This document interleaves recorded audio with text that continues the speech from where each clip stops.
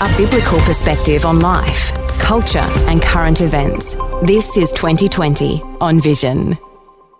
Just a wonderful opportunity for what I'm thinking is going to be quite a personal insight into the life of one of the world's best-known Grammy Award-winning Christian music artists who just happens to be Aussie. Rebecca St. James and her husband, Cubbie Fink, have shared a peek into their love story and family life in a new memoir. Their book is called Lasting Ever: Faith, Music, Family and Being Found by True Love. Well, apart from Rebecca St. James' music, you may have caught the 2024 Dove Award-winning film Unsung Hero. The film depicted the early years of Rebecca's family life and the beginning of her music career. The new book, Lasting Ever, also introduces readers to Rebecca's husband, Cubbie Fink's personal story too. He was a member of the band Foster the People, who had breakout success with the song Pumped Up Kicks. And they've written about the highs and lows of their shared and individual journeys. So let me say a special welcome along, first of all, to you, Rebecca St. James. Welcome. Hi, Neil. Thank you so much for having us. What a lovely intro. And to husband Cubbie Fink. Cubbie, a special welcome to you. Thank you very much. It's great to be here with you. Rebecca, there's so many listeners that will have been following your journey since the first album you released, really way back in the early 1990s. And I don't want to give away your age or anything here, but it's actually been quite a long journey now, hasn't it? Yes, and there's been sure all has. sorts of twists and turns in that journey. How do you feel about, what we're talking about here is basically a 30-year plus career so far? Mm.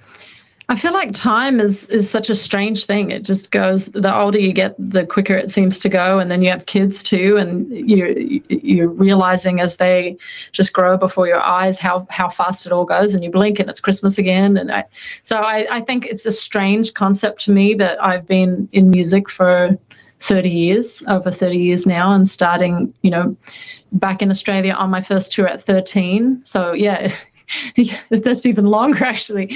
But yeah, I officially started in the US in full-time music at 16. So yeah, it's just kind of a wild thing. And then thinking of all that God has done in that time and all the dreams that have actualized in just getting married and having a family and living those dreams now. I just feel very thankful.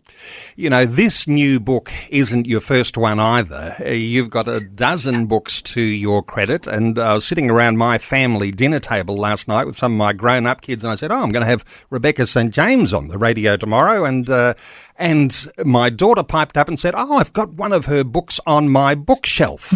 So you've had this influence on especially young women with the books that you've been writing. Now you've grown up, you've got this influence on marriage and parenting and family. There's a lot of wisdom you get when you've gone through some processes like that, Rebecca.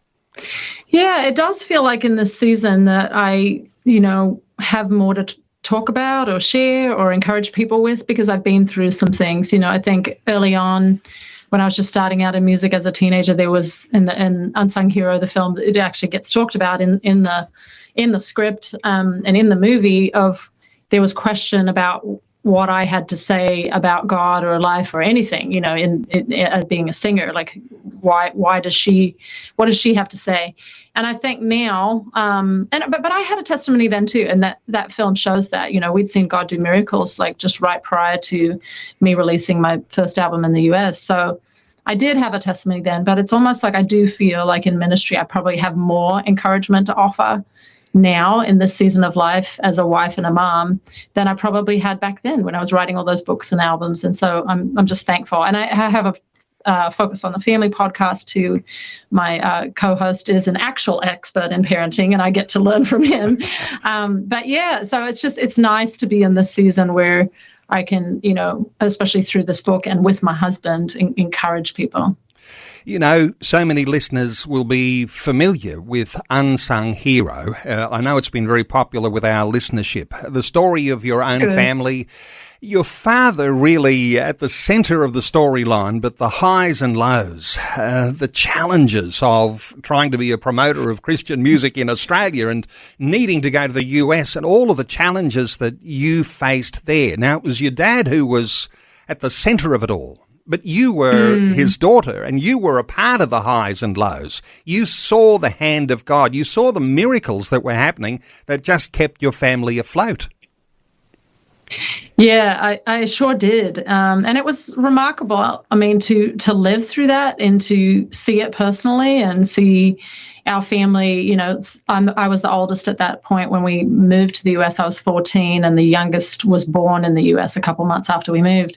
But, you know, to see our family pray for a car and furniture and money to survive and, you know, everything that we needed, and see checks come in the mail out of the blue and somebody give us a car like shortly after meeting us, and groceries dropped on our doorstep, and people dropping truckloads of furniture at our house. Like, we just saw God do miracles. And so to live through that and see it and see my, you know, parents journey through that very authentically and, you know, as a family to turn to God like that, but then to see it on the big screen and it come to life with these other actors and somebody playing a younger version of myself. She looked identical to me.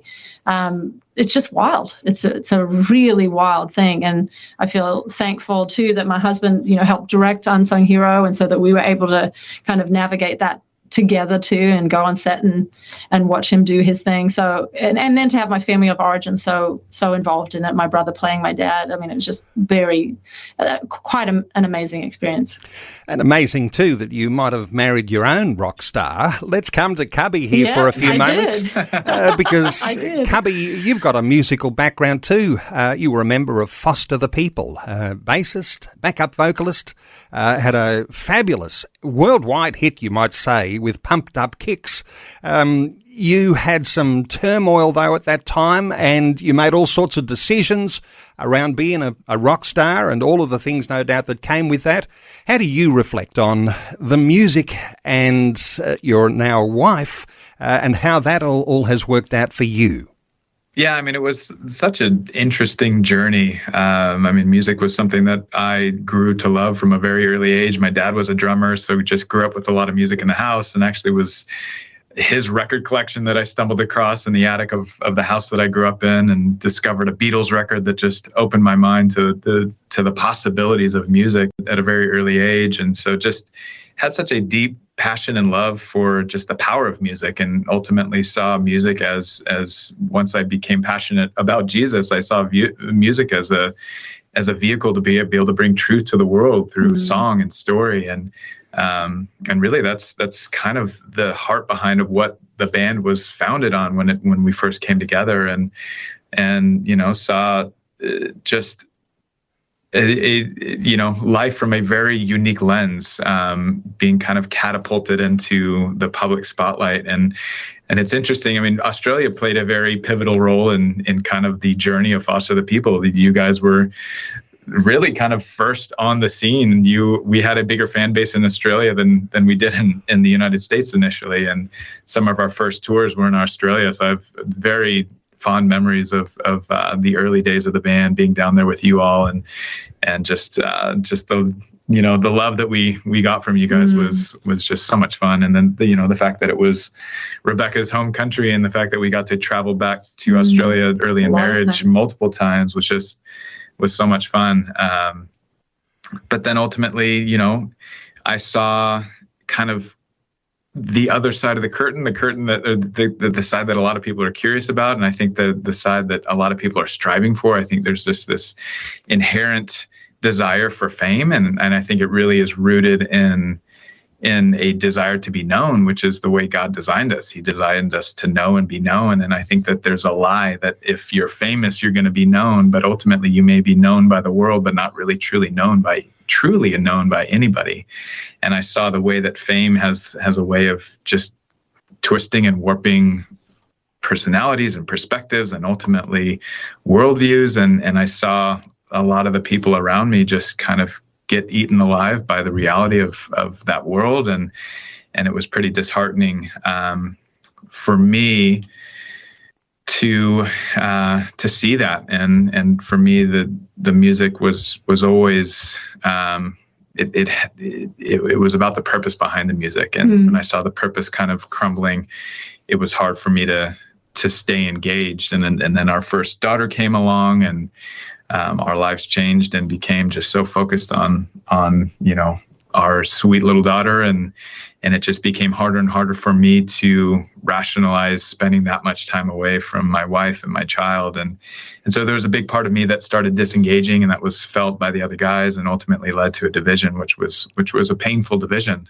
But ultimately incredibly grateful for that journey, incredibly grateful for just the things that we got to experience and the music we got to play, but also grateful for the pain that resulted from the division, because it caused us to grow and our marriage to be strengthened in ways that it wouldn't have been had we not had to walk through that pain.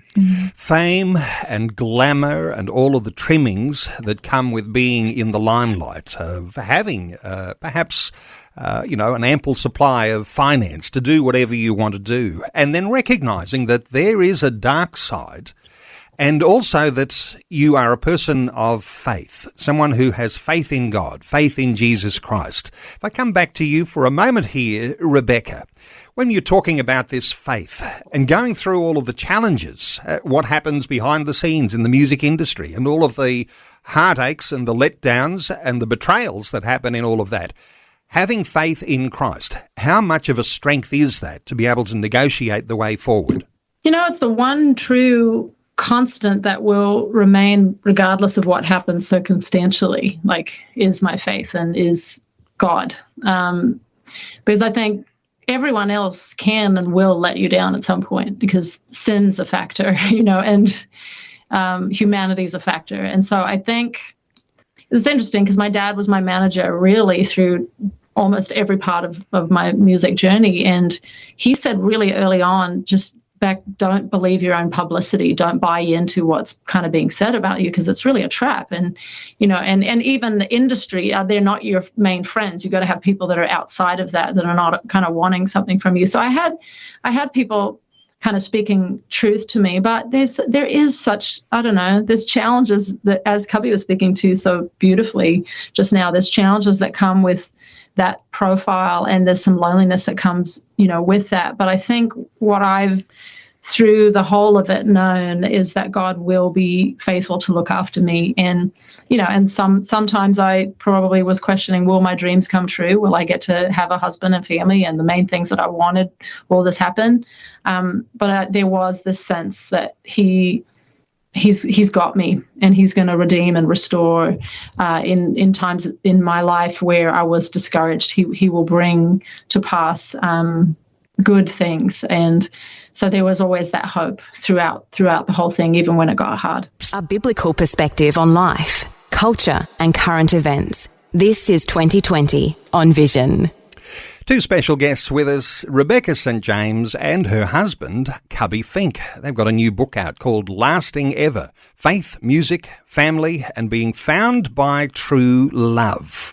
Rebecca, tell us about this love story of yours and Cubbie's, because sometimes we think,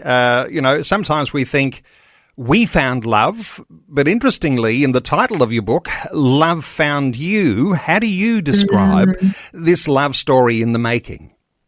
Thank you for picking up on that, because not that many interviewers actually highlight the subtitle, of our book, which is, Faith, Music, Family, and Being Found by True Love. And our wording was very intentional there, because I think both of us see it as a miracle that we met in Los Angeles, that in all of the world, we could find somebody that not only understood music in the way that each of us did and could relate to each other in that way and support each other in that way, but then also that our faith and our values were so aligned.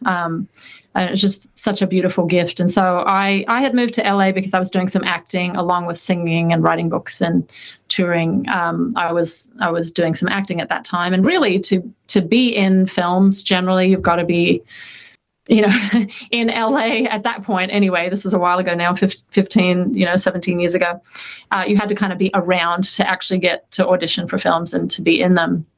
And so I was out there, and through my roommate got involved with this philosophy group that was started by a guy who wanted to lay a foundation for theology through philosophy. So it was just a fascinating group of people. And so I started attending that and hearing about this guy, Cubbie Fink, through two of his friends. And that he ended up inviting his friends to this event, and I tagged along. And it was wild because I had this love song that I'd written at least 10 years prior to meeting Cub about my future husband called Wait For Me. And it was one of my bigger songs. And there's a line that says, waiting for the look in your eyes when we meet for the first time. And so I had anticipated, I think when I meet the one, it's going to be like kind of magical. And it really was. It was literally like our eyes met across the room, and time stood still a little bit. It was just very special, and we connected really well. And 9 months later, he proposed on Christmas morning in the snow in Tennessee, and then 4 months after that, we were married. So I'm so thankful that God did what He did. Cubbie, I'm hearing love at first sight. So was this the same for you? I mean, it really was. It was kind of one of those magical movie moments, and something I wasn't anticipating. I had been hearing Rebecca's name being thrown around by my roommates and some of my friends, because I was also part of that philosophy group for, a couple of years prior to her joining. But in the season that she started attending, I was busy on a TV show, and it kept me away for several months. So in my absence from the group, she starts attending, and then I start hearing her name and how cool she is and how authentic she is. And then come to find out that it's Rebecca St. James, which was interesting because I was familiar with her name, but not her music, which I absolutely should have been. I grew up listening to a ton of Christian music. We had her CDs in the house, but for whatever reason, just never took the CD out of the case and put it in the player. And from where I sit today, I really do see that as divine protection, because it really protected that first moment, that moment where, and it allowed it to be a true moment of authenticity. And that moment when the door opened and I saw my roommates enter, and then suddenly this beautiful woman enters the room, and our eyes lock from across the living room. And it really was like time slowed down and the music faded. And there was just so much in that first glance. And we ended up spending the rest of that evening talking and getting to know each other, and here we are today. But yeah, it really was kind of one of those love at first sight moments. A 9-month courtship, and I don't want to rush things through, but there would have been the wedding, and then the family comes along. And getting into the nitty-gritty here, we all know that disobedient toddlers and changing of nappies and all sorts of things like that is far from the glamorous life that most people think that pop stars are actually living. Rebecca, coming back to you here, the nitty-gritty of family life. You've been honest and upfront, and you probably argued over what stories you might include in the book, but take us into the non-glamorousness of raising those children early. I think, honestly, it was such a dream of mine to have a family, and I'm the oldest of 7, so I felt like I'd already raised a family before I even had my own. So I probably went into parenting a little bit overconfident. But I remember my first tour, and it was actually in Australia. I was 13. It was Carmen's Revival on the Land tour, and I opened for him. And I remember coming back off that tour, and I enjoyed it. Carmen was a hero of mine. I wanted to be on that tour. I was honored to do it, especially at 13. But I remember coming back off of the road, and just wanting to clean the house, just wanting to do something normal at home, almost to like ground myself in something that I loved, that felt very tangible, that felt very normal. And so in some ways, honestly, I've always been looking for that. Even on the road, in the height of everything in the US, I'd bake banana bread in the bus, and I would clean the bus, and I'd be doing the normal things that I did love. So, I would say, yes, the diapers and even just breaking up the fights between children. My goodness, sometimes you're just like, come on, guys, give mommy a break. Just So there's those moments where you're just exhausted and you're like, oh, I'm sewing in a lot, and do they even appreciate it at 11, 6, and 4? Probably not right now, but hopefully one day they will. There are those moments where you're exhausted and tired as a parent. But I think, to me, because it was the dream of my whole life, way more than music, to be a wife and a mom and to kind of live what my mom had lived in front of me so joyously, I don't know, like I kind of appreciate actually being at home with the family and caring for our home, and we homeschool too. So like sometimes it's a lot, and sometimes I'm overwhelmed, and sometimes I'm just exhausted, and he sees that for sure. But I do feel a deep gratefulness even for the normal things that I get to do this, because it really is a privilege, and I'm very thankful. Rebecca, if I come to you, the book, you've actually got some real solid themes in there that don't glamorise everything from a well-known in the limelight couple. In fact, you talk about the hard times, the challenging times, and you call it a winter season. Why do you call it a winter season? Yeah, I mean, I think there was just a sense in that time that it just felt cold and hard and almost like snowed under in just grief and loss and challenges. I was dealing at that point with secondary infertility and had 2 miscarriages, and Cubbie had painfully parted ways with the band, and so that was heading him into a season of questioning what his purpose was in that new season and how to provide for his little family. And I mean, there was just a lot that we were dealing with too outside of that. His mum was dying slowly of a terrible disease, and I was dealing with burnout with music. So just a lot. It was almost like every landscape of our lives felt just wintry and dark and cold. And so I think in that time, like, all we knew to do really was just go, like, God, what do we know about you? What do we know about life? Like, we know that you're good. We know that you redeem hard times in life. We cannot see right now how you're going to do that with these situations, but we ask for the strength and the ability to trust you and to trust your heart. And he gave us that strength, and we became closer in that time as well. And then he brought us into a really remarkable spring out of that winter season that we talk about a lot in the book, but it was, into this new season of God giving us 2 more children and a new vision for ministry and, new kind of opportunities that had never been there before. And it was just every landscape changed into a spring season. And I think I feel pretty passionate about sharing that, and I share it a lot in my shows, but I share it in songs and in this book, because I think a lot of people are going through winter seasons. Probably a lot of people listening right now live are going, I relate to the winter. And so I think it's important to talk about the hope that we can experience in the winter. Winter seasons, if we haven't been through a winter season, there is perhaps one just around the corner. And when you talk about miscarriages, our heart goes out to you and to mums who have been on that journey, trying to start their family. And here you are on the other side of a winter season. 3 children, Gemma, born in 2014, Imogen, 2018, and River, 2020. And they're a part of the spring season, this sort of spring season, green shoots of growth. The perseverance that you've got to go through to expect that there's going to be change. Some people can't expect the change, and they can't even have, anyways, sort of even having hope for change. But this, I imagine, is where our faith becomes so important, because we know that our lives are in his hands, and he's the one who holds the future. So we've got to hold on tight and sometimes just be able to persevere through a winter season in the expectation that spring is coming. Cubbie, if I come to you, because you're a part of this whole deal, that was the challenge for you too. Losing children with miscarriage, going through the challenge of losing a parent. Those sorts of things, they confront so many of us. But this is something that would have been a challenge for you too, to discover some foundation for your faith in being able to handle those things. Yeah, in a lot of ways, it was kind of the first season of my life where I was forced to actually live by faith. I had a faith in God. I had a faith in Jesus as my Savior for many years prior to that season.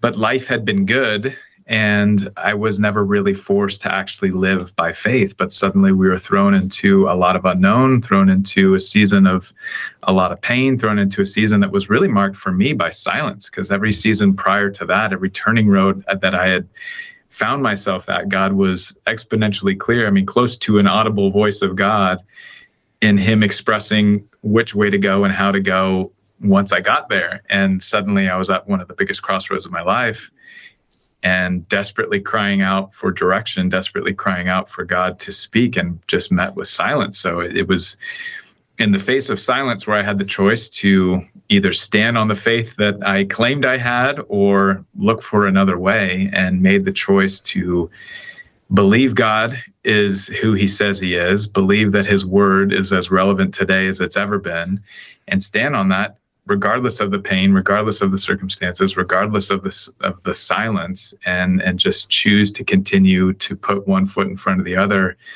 and push through that, the snow of that season.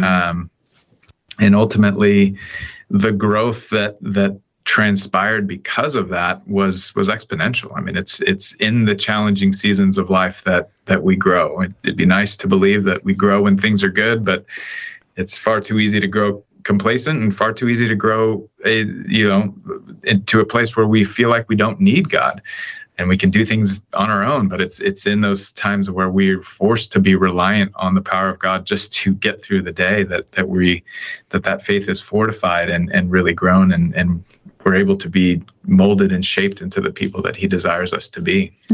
Rebecca, the pressure of expectation on you when you are a young parent, when you've had a successful music career, when your fan base wants you to do this, that, or the other, your record company wants you to do this, that, or the other, pressure to perform always. You mentioned that you went through burnout.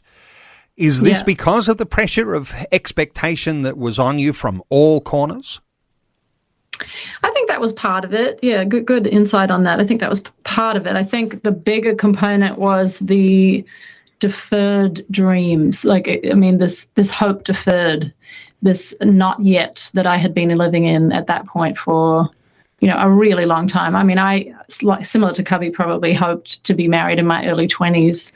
And I got, and I was very public about the fact that I was waiting for this future husband. And then it was, late 20s and he's still not here yet. And then early 30s and still not here yet. And then facing this idea of, well, what if there's no prince for me? What if there's no man that is out there for me? What if this dream doesn't come true? And I think my heart, even singing that song, Wait For Me, my song that was centered around, holding out for this man and, saving myself for marriage, this whole idea of purity, like singing that song almost became like I was having a mini panic attack while singing it on stage, because I would struggle to breathe, because I just think there was a lot of anxiousness around singing at that point. And it almost felt like the singing was a barrier to me even meeting someone, because I was on the road a lot, and how am I going to meet somebody, under semi-normal circumstances. So it's a miracle. It's a miracle that God, allowed me to meet Cubbie, and that it all came together. But I just think the burnout was part of it. And it's really interesting.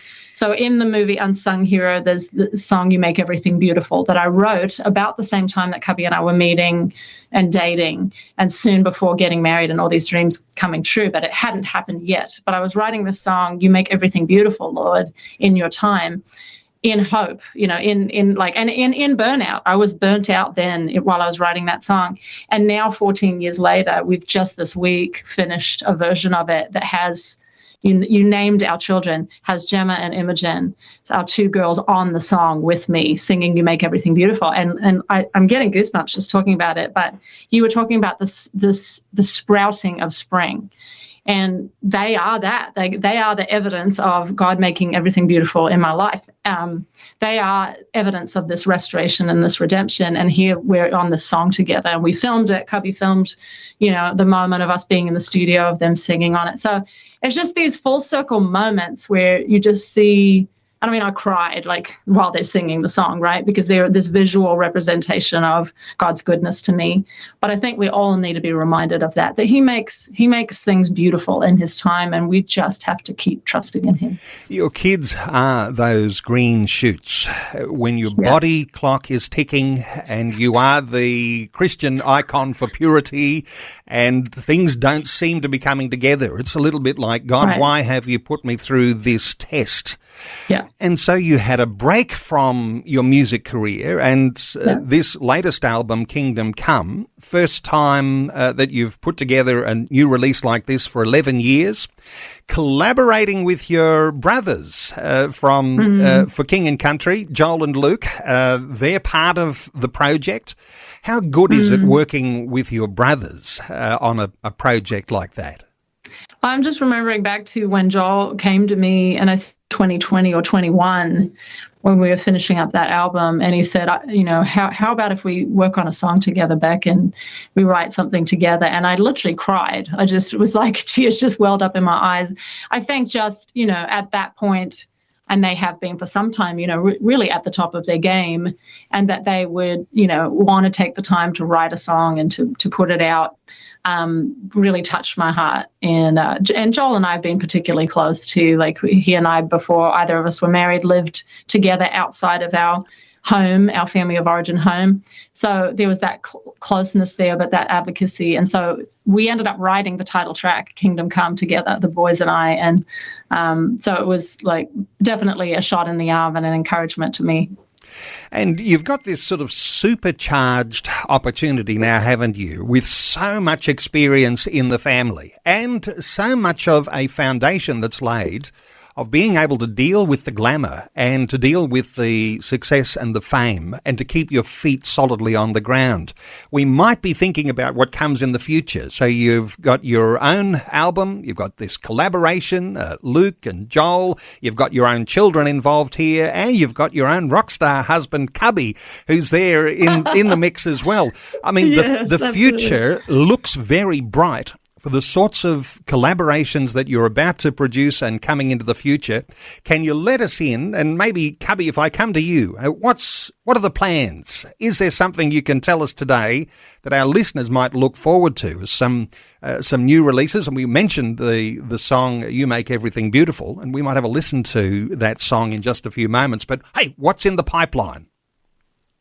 Yeah, so that song is, from a musical perspective, the big thing in the pipeline. There's a couple of other songs that are in various forms of kind of writing and development, and excited to release those as well. And my big focus the last several years has been film and TV related. I was able to work on the film Unsung Hero, which was, a very special project to be a part of on many levels, but have some other projects in the works, both in the TV world and in the film world, and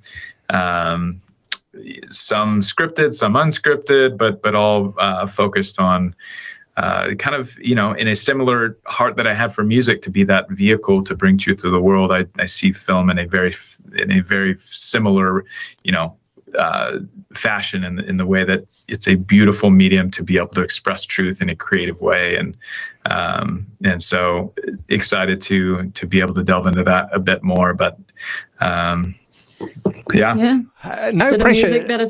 No pressure from me, but the next generation, we were talking about your own children, and they've got a part to play in new collaborations too. Are there some outstanding young talents who are ready to emerge onto the music scene for the future with a family heritage like yours? Rebecca, no pressure on the kids here, but is there a bit of talent there that we're likely to hear more of into the future?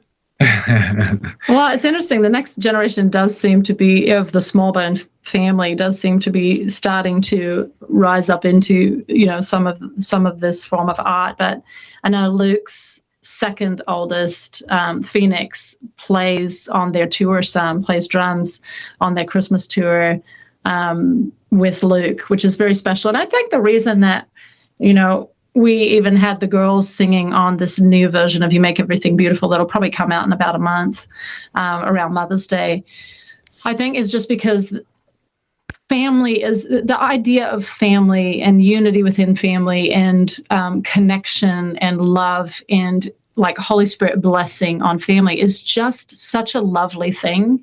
And so even when we hear the girls' voices on this song, I mean, almost everyone that hears it just cries because there's something in you that knows there's a beauty to family that God orchestrated, that God thought of, that God designed, that all of us long for that kind of joy and harmony within family. And so, even to people just listening right now, if you're discouraged in your marriage or your family life, I just encourage you to trust God for a new season in your family life, because he's in the business of making things beautiful. And there's one dimension in your music. What about more films? What about more children's books? Beyond the current book, anything more in the pipeline there, Rebecca? We've talked a little bit about, maybe there being another book like down the track. Probably not right away. We spent last year was so crazy with the movie, and then I was traveling quite a lot with music, and the family comes with most of the time. But I have this podcast. I have a rest that I lead worship. There's a lot, and so we're trying to balance family ministry life into major regrets. Not that we're going to get it perfect, but we're trying to keep some form of balance. So I think I'm excited to kind of partner with Cub in this film stuff, in just, even if if it's just supporting him or being a producer or being involved in some way, maybe a bit of acting at some point. But also just trying to, I want to be a great wife and a great mom, and I want to give time and energy to that, and not be having so many fingers in so many pies that I can't give energy to the things that matter most. Cubbie, I know that listeners will really warm to you and Rebecca when we talk about, a spring season that follows the winter. Those other themes that go through your book appear to be around, trying to be authentic.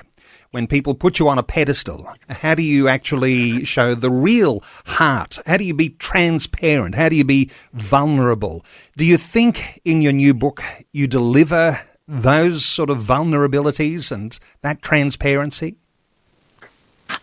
That was certainly our heart and our desire, because it really would have been easy to fill the pages with all the fun and all the good and kind of present the glossy Instagram version of our lives. But we chose to present a picture that wasn't necessarily perfect and glossy. It was real and raw and authentic, and chose to tell some stories that have never been told. And I chose to tell parts of my story that very few people knew prior to this book being out. Some childhood trauma that I walked through early in my life.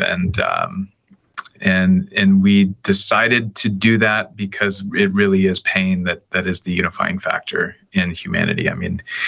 There's many pieces of our lives that people won't necessarily be able to directly identify with, just because we've led fairly unusual lives. But the thing that they will be able to identify with is the pain. Mm-hmm. And we chose to share that because it is that people will be able to kind of cling on to and help give handles to the stories of their own lives, and hopefully give them a bit of perspective and ultimately hope, the same hope that we found in those challenging seasons. So, that absolutely was our desire to be vulnerable for that reason, and share probably parts of our stories that were not necessarily easy, but we saw value in it. And from a winter season to a spring season, the ability to know who you are, your personal identity in Christ, to know what it is to cast your cares upon him because he cares for you, being authentic, being transparent, having those friends that are outside of a crazy industry, keeping your feet firmly on the ground and keeping your eyes on Jesus, the author and finisher of your own faith, even when times are hard. Rebecca St. James and Cubbie Fink, our guests, their book is called Lasting Ever: Faith, Music, family, and being found by true love. I want to take us out with the You Make Everything Beautiful song. Rebecca, I wonder, this is not the newly engineered version. I think this is the old one I've got here. The new one is on the way. The sentiment, though, take us just as we farewell. You Make Everything Beautiful. What is it that's so much at the heart of this song that makes it so special? Mm-hmm. Every time I sing the song live, it connects with people in a powerful way. And I think that we all just long for hope, and we long to know that God restores, and that, even that scriptural idea of that he restores the years the locust has eaten, and that we can just trust him to restore, and we can rest in his hands. And so the serenity prayer is actually in the song, grant me the serenity to accept things I cannot change. And then to really know the difference between the things that I can change and the things that I can't, but just to really trust God. And so this is a song that I think has brought a lot of people hope. And I just pray that when people hear it today, that it will be an encouragement to them that God's bringing beauty from ashes, that he's in the business of restoring and making things beautiful in your life too. Thanks for taking time to listen to this audio on demand from Vision Christian Media. To find out more about us, go to vision.org.au.